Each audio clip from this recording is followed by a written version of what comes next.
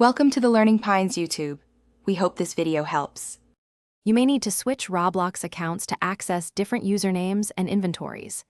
Keep separate accounts for children, testing, or alternate characters to avoid mixing progress. Always enable two-factor authentication on each account to protect purchases and settings. Sign out fully before switching accounts to avoid session errors. Wait roughly 30 seconds after signing out to clear cached sessions. Have unique email addresses and strong passwords for each account to prevent lockouts. Use a password manager to store credentials securely and save time when changing accounts. To switch accounts on a desktop browser, click the avatar in the upper right corner and select Logout. Confirm the logout prompt and wait about 30 seconds to clear the session cookie.